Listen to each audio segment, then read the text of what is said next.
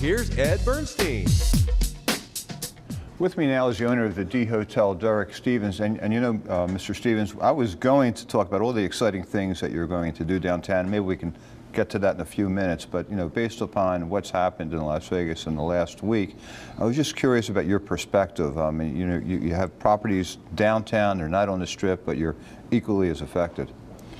No question. I mean, what happened on Sunday night is, for myself, it's still sinking in, and the impact on how this, you know, impacts Las Vegas and how this impacts our country. I think it's still going to take some time for this to be felt by everybody. But yeah, that Sunday night was one of the most unbelievable evenings of my life.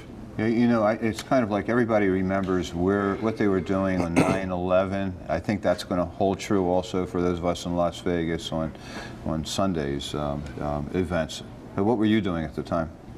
You know, I was with a large group of our people, and we had an event in downtown relative to watching football, and then a number of our people went over to the hockey game Sunday night. I actually went home, and I was about just getting in bed, and my phone started ringing, and within the first hour, when the first phone call came, I think I had about 100 phone calls, and quickly showered up, went back down to the property, and you know, this was a point in time when there wasn't a lot of clear information of what was happening. Right. You know, we immediately went into, you know, doing some work, trying to make sure our employees were safe, and while we did that for about the next 36 hours.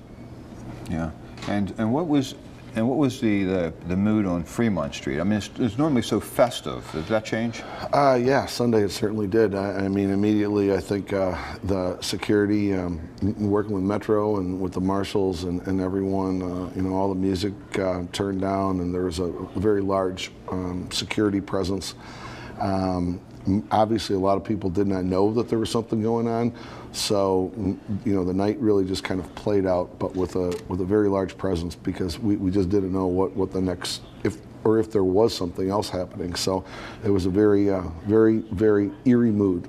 Yeah, you know, the event seemed so unpredictable, based on historical, you know, shootings of that nature. Has it changed your perspective of Fremont Street and crowds and outdoor entertainment? Well, you know, I'm in the outdoor entertainment business with the Downtown Las Vegas Event Center. I could certainly tell you we've had a lot of discussion about you know, how the business evolves. I would say, as far as Fremont Street goes, you know, I'm still a pretty firm believer, and have been for a long time, that Fremont Street's really the safest area in all Las Vegas, with the benefits of the canopy and with the amount of surveillance and whatnot. And you know, our goal has always been to provide an environment that is fun, provide a memorable experience to people that visit our great city. And I think we'll be able to do that. Obviously, there's going to be a few changes, but I think we're gonna be able to, you know, focus on that and be smarter about it, and still provide an experience for people. Did you have any? I know most of the owners of casinos are all involved in the Nevada Resort Association. So do you have a communication line between all of you after these events? Yeah, I mean, I can't say enough about you know, what Virginia Valentine's done with NRA and some of the communication that we've all had via email and via conference calls, and you know, some of the decisions and some of the things that they've had to go through here, you know, lately has been it's really overwhelming, and I think, you know, they've done as good a job as they possibly could have. Yeah. And speaking of good jobs, I mean, you've really done a phenomenal job down on Fremont Street, particularly at the D and the surrounding properties. I remember when I first met you, I mean, you just come to Las Vegas. You had just purchased a Fitzgerald hotel. You know, it was a risky thing to do at that time. Well, you know, I think downtown Las Vegas has something that's great for everyone. It's great for our community as a whole. I think it's great for what's happening in downtown. Is great for not just downtown, but it's great for the Strip. It's great for our entire community. And if we have the ability to provide an experience to people when they come here, that helps the community, I think it's a great thing. You know, I've been downtown for over 40 years, my law office. And over the last 40 years, I mean, people have talked about changing and improving downtown so many different times. And it never seemed to really to come to fruition. But I got to tell you, it really looks like there's some changes going on there now, really positive changes. It really looks like it's becoming what everybody had envisioned. I remember years ago, we would talk about, hey, maybe we should make Fremont Street East kind of like the gas lamp district in San Diego. Well, it looks like it's becoming that. Mm-hmm.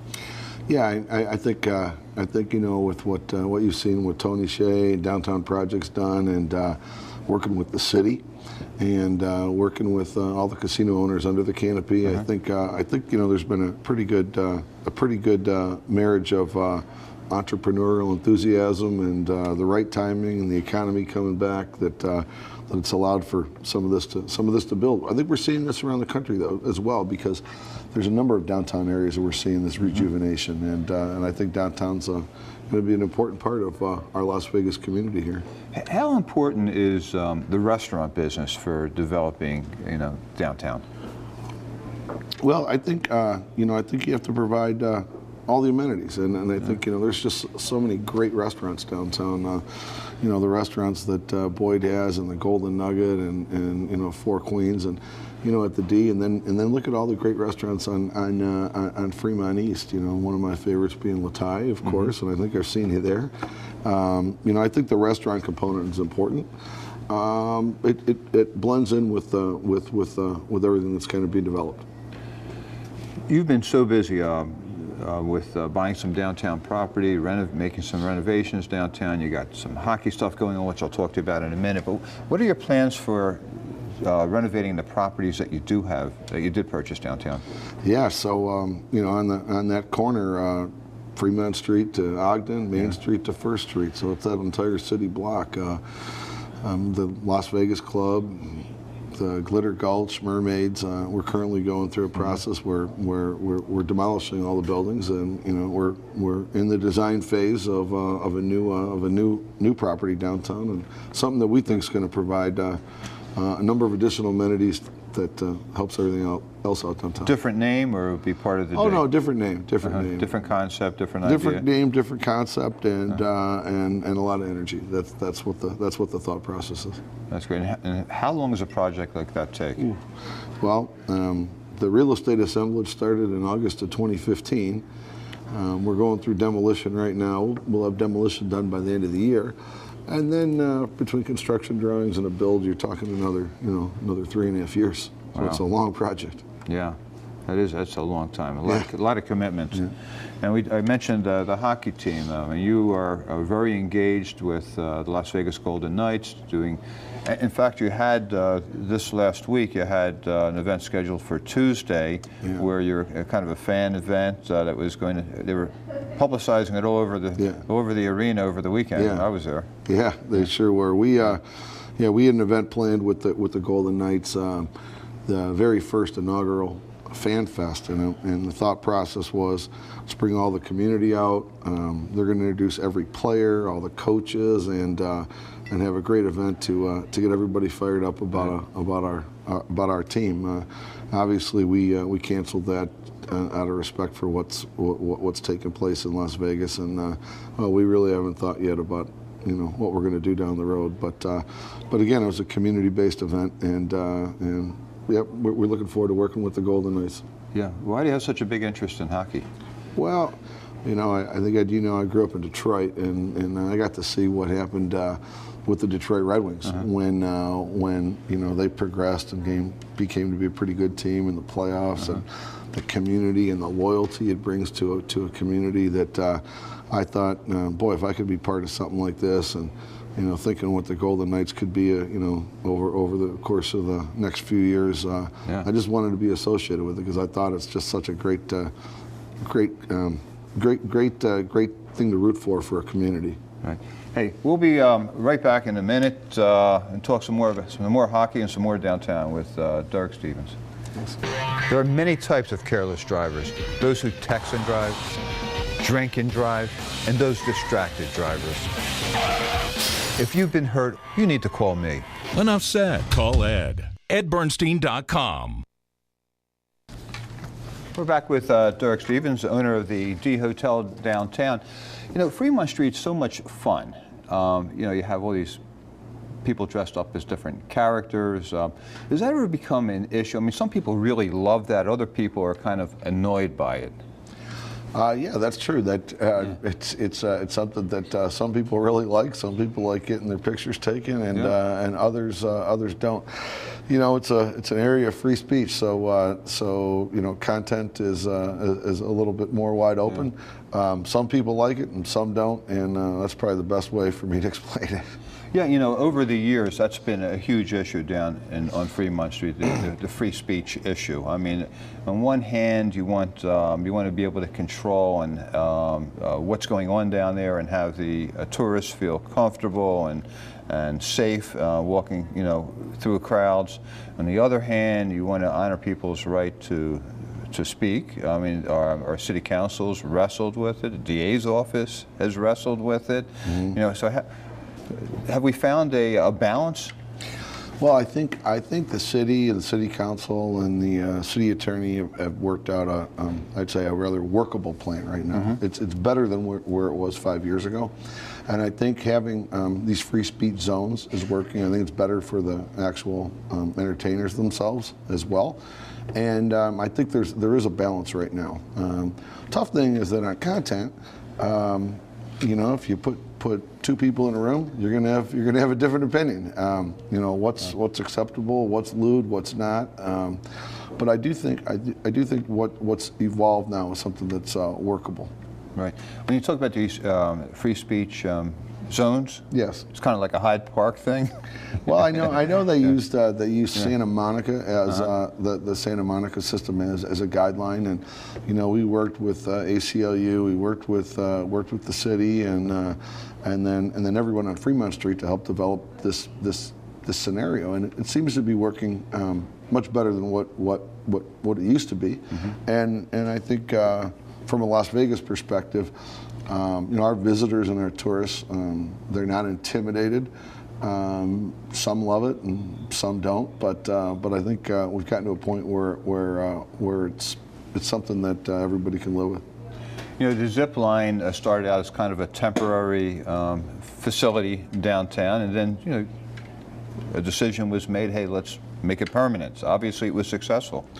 Yeah, the Slotzilla zip line, I think, took many of us by surprise.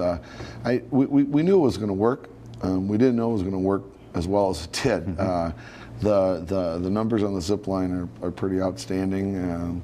You know, you can go online and you can buy your reservation. You get your exact time window, and it's amazing. It's sold out basically every night. Wow.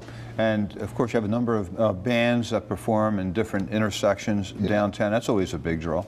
Yeah, I mean, I think what happens on Fremont Street, you know, you have all this free entertainment for people, and it gives them some ability to unwind and have a little bit of fun, and that's kind of what's evolved there. When you're out of Las Vegas and you're asked to define the D Hotel, what is it? Who is the customer? What does it stand for? What is your response?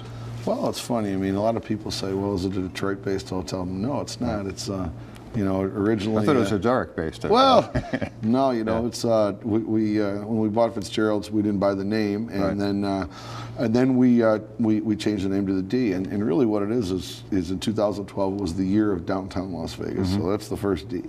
The second one was really kind of a tip of the cap to my old hometown. Not that it's a Detroit-based place, but when you're from Detroit, you know, I'll always say that was my original hometown, and it's a little more of a tip of the cap to Detroit. And then lastly, everybody says they're going over to Dee's place, so that's kind of how it happened. So that's how it evolved. Did you get back to Detroit? Yeah, I still have a business there. I do get back rather regularly, but I'm here. Oh boy, at least 95% of the time. Yeah, I mean, because Detroit's going through a lot of difficult times in the last 10, 15 years. Oh, it sure has, and well, last 10, 15, maybe even 35. Yeah. But Detroit's another city that has similarities to downtown Las Vegas. You're seeing a big resurgence in downtown Detroit with housing and bars and Well, a new stadium in Little Caesars Arena, which opens up here, just this week here, and it's amazing to see a lot of young people now moving to downtown Detroit, and all the jobs being created. So I think there's many similarities to what you're seeing here. Is that one of the goals of downtown Las Vegas, is to create residences and have people move downtown? Yeah, I mean, I think when you've got kids that graduate from college and whatnot, I think it'd be great to have more of these kids moving in downtown or moving to Vegas in general.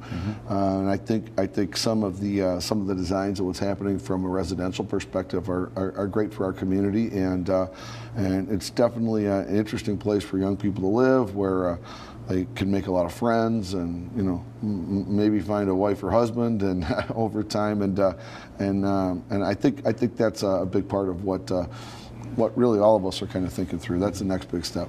So when you're out there in other cities and you're talking up downtown in the D, how do you describe it compared to what people envision? Typically think of the Strip and the properties on the Strip when they think of Las Vegas.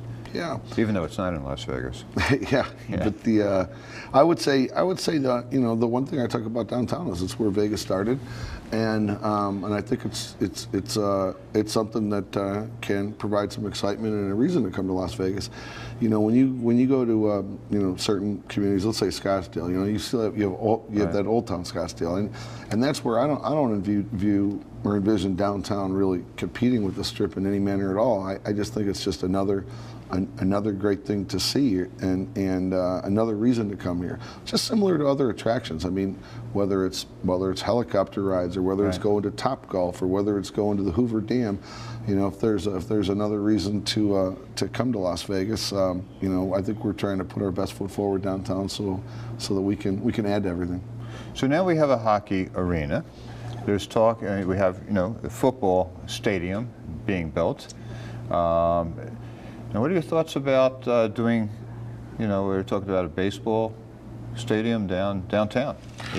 Well, I'm a big baseball fan, and I think that would be terrific. I think we're going to see here with the Golden Knights this momentum and this energy that gets built up here in the community, and then a few years down the road, we're going to get to see this with the NFL, and obviously when the NFL comes in. Boy, the first Monday Night Football game, it's going to change Las Vegas as well in a great way. And then, of course, I believe that this is a major league city in every sense of the definition.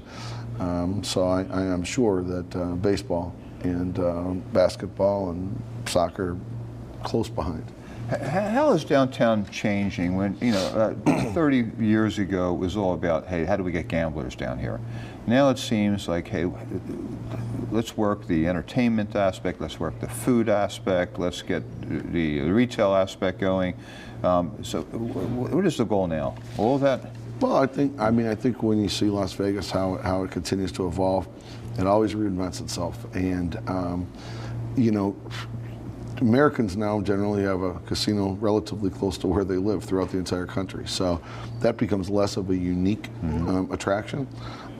The great thing Las Vegas has is it has some great weather, great sunshine, great convention space, a wonderful business environment, and a very unique and entrepreneurial group of people that live here, and a sense of community that, for me, coming from the East Coast to the West Coast, there's a certain element where people from Cleveland or Pittsburgh or Chicago or Detroit or Wisconsin or Minnesota, there's a certain community where, if you grew up a Blackhawks fan or Red Wings fan, it's probably because your father and grandfather and grandmother and great were fans as well. Right. The thing about Vegas, so many people come from all over, but there's a community here that I think is exceptionally passionate. I think we've seen it in many senses of the word, and it's one of the real reasons why I love this community. Yeah. It seems like when, and I always kind of compare Las Vegas to other eastern cities that you're referring to, when sometimes when you grow up back east and they talk about a project being built, a new monorail or a new whatever, fill in the blank, 20 years later they're still talking about it. In Las Vegas, it actually happens. It's kind of a can-do spirit here. Absolutely. I mean, you know, it's unique with the way economics are set up here with the LBCVA, and they brought a lot of people here. The convention centers. I mean, what's happening now with this expansion of convention business and convention space, I think it's going to be great for everybody. And when I mean everybody, I'm talking about from the guy that owns a restaurant to the guy who owns a car wash to the car dealer to, you know, a guy that's doing linens. Right. You know, all these types of things make this whole community kind of grow together. Do we need a convention space downtown? Well, I think you know, I think having some convention space downtown wouldn't necessarily hurt, but you know, I think some of these big conventions and, you know, what a lot of investments that we've seen and that are currently in the process, I think they're doing a great job. I think having some convention space downtown would certainly be a positive. Yeah. You know, the interesting thing about downtown, it also seems to marry the legal world with the entertainment world, and it's kind of a strange marriage in that regard. It seems like during the day it's all, you know, courthouse related activities, and at night it's all entertainment. That's true. That's true. It's a very interesting mix. I mean, you know, you can go to one restaurant during the day and everybody's in jacket and ties, right? Absolutely. And then you know, at night the restaurant, it might be a you know, a 5-star restaurant, and you know, you might have people in a little more casual clothes and enjoying it. So, where do you see downtown in 5 years? Well, I think your project's now finished. It's done. It's completed. I mean, is Fremont Street still going to look like it looks today? Yeah, I think what you're going to see is you're going to see some significant growth on the east side of Las Vegas Boulevard with Downtown Project. I think you're going to see a tremendous amount of growth on the west side of Main Street in Symphony Park area, and I think that area is just ready and raring to go. And then you take a look at you know, the medical district. I mean, having UNLV's medical school down here, I think there's a lot of great and vibrant things that are going to set downtown up for real good long run. Is that area really, you consider that part of downtown? I mean, does it enhance business, or is it too far away, or? Oh, you mean the medical district? Yeah. Oh, no. We're talking on the other side of Martin Luther King, between Charleston and Alta, right? Yeah, I mean, I think, you know, I think we spent a decent amount of time talking about how great having the medical school come here is. I think that's certainly a part of downtown. We certainly consider it to be. Yeah. I mean, it's just there is a lot going on. And what about you talked about the Smith Center and the Cleveland Clinic and the Outlet Mall. How about getting some transportation, improving the transportation in some of these areas? I mean, even getting from the medical district to downtown. So if you're a doctor or a nurse and you're working down there, you want to have lunch downtown, it's not easy to get there. Well, you know, there's a number of things taking place from a transportation perspective. Obviously, we're living through a radical change with what's happened with ride sharing and Uber and Lyft. That's one thing, but also, you know, what the city's put together and what Carolyn Goodman's really championed. You know, our downtown loop. So we've got the transportation loop. It's free to everyone that goes to all these different areas that you just mentioned. So I think transportation is obviously very important, and I think they've worked on it significantly. Do you see us actually having some link to the airport to downtown? Well, you know, ever going to happen?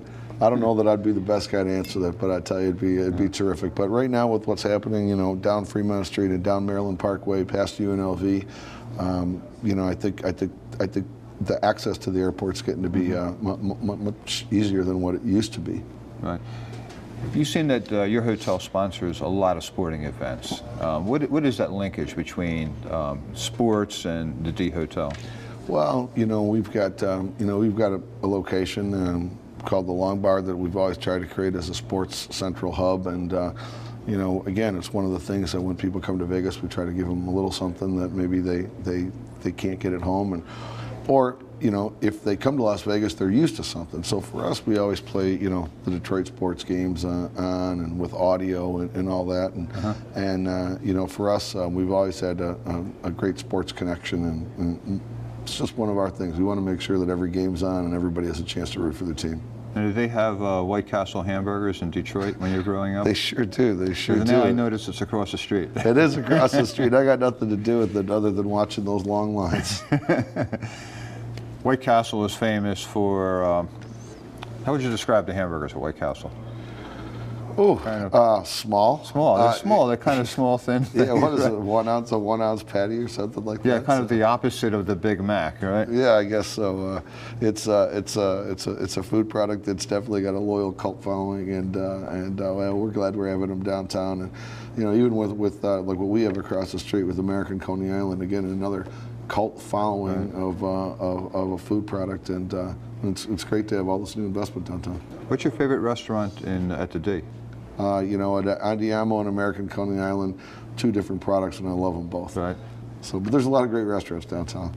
Andiamo, is that something you own, or? Yeah, it's a joint venture we did with Joe Vicari. Joe Vicari is an entrepreneur, restaurateur out of Detroit. So it's Joe Vicari's Andiamo Italian Steakhouse, and it's a great restaurant, worth trying. Yeah, it's amazing. What's your prediction for the Las Vegas Knights this year? Golden Knights. What I'm excited about is seeing all these first-round draft picks that just got sent down recently, and when all these 18, 19, and 20-year-olds turn into 21, 22, and 23-year-olds, we're going to have a heck of a good team. How many games are we going to win this year? Ooh. Now we play 80, right? So will we win 40? I don't think there's that many teams that can actually get a lot of ties or whatnot. I think the first year might be a little bit of a struggle, but again, the key thing is to have a good 5-year plan, and I think Mr. Foley said that too. Yeah. Hey, you can catch the D Hotel in Las Vegas. If you're a sporting fan, hockey, football, baseball, and soccer, right? You can catch at the D. There's a lot of changes going on, a lot of great food. Thank you, Mr. Stevens. Thank you. Thanks. Great to see you. Good to see you.